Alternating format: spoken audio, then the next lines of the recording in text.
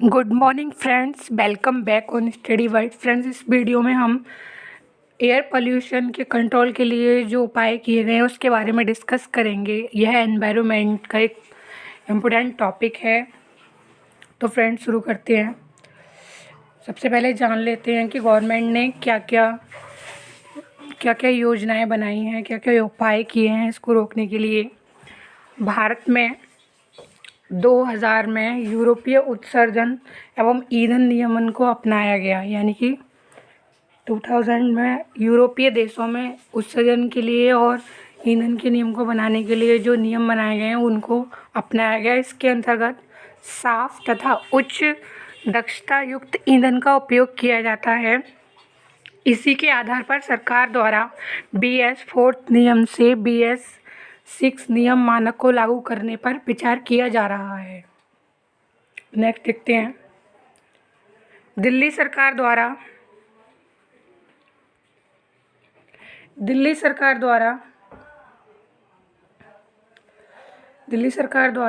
Odd even नियम का प्रयोग किया जा रहा है। इसका मतलब हुआ कि एक दिन ऑड नंबर वाली गाड़ियां चलेंगी तथा दूसरे दिन इवन नंबर वाली गाड़ियां चलाई जाएंगी।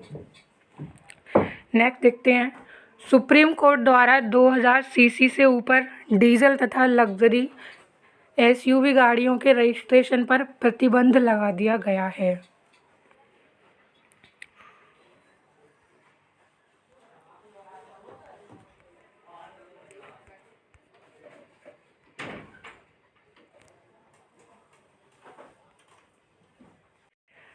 तथा अंतर्राष्ट्रीय स्वच्छ परिवहन समिति के अकॉर्डिंग कुछ कणकीय पदार्थ यानी कि जो मॉलिक्यूलर सब्सटेंस हैं उनके एक्सक्रीशन का 56% तथा NOx के एक्सक्रीशन का 70% डीजल वाहनों द्वारा होता है।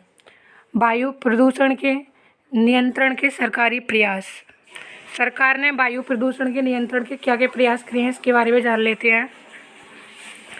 सबसे पहले राष्ट्रीय वायु गुणवत्ता निगरानी कार्यक्रम।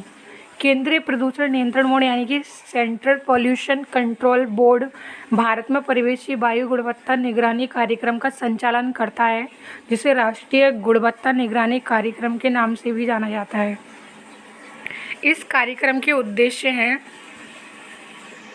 परिवेशी वायु गुणवत्ता की स्थिति एवं प्रारूप का निर्धारण करना तथा वायु प्रदूषण के निवारण हेतु कदम उठाना।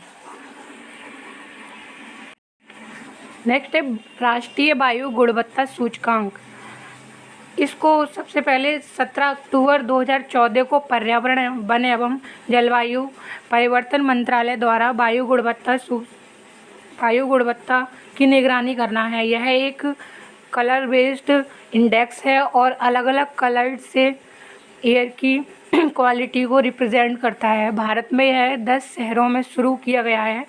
इस सूचकांक में 8 प्रदूषकों को शामिल किया गया है। ये प्रदूषक हैं PM-10, PM2.5, NO2 यानी कि nitrogen oxide, sulphur dioxide, carbon monoxide, ozone, ammonia तथा लेड हैं। इसमें PM10 तथा PM2.5 का अर्थ है इस माइक्रोमीटर से छोटे मॉलिक्यूलर सब्सटेंस है।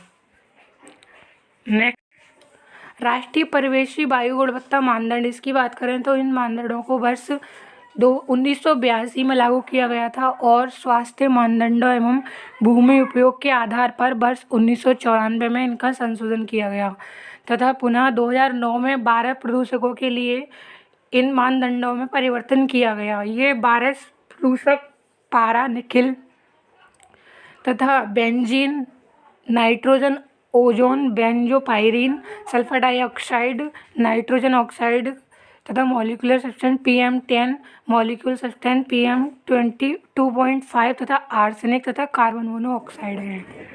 नेक्स्ट देखते हैं। नेक्स्ट है वायु अधिनियम, जो कि 1981 में लागू किया गया था और इसे हम निरोध एवं नियंत्रण के नाम से भी जानते हैं।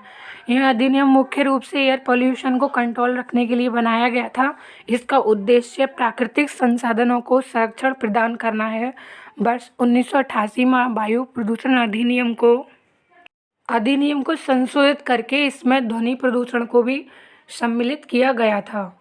नेक्स्ट है national electric mobility mission plan 2020।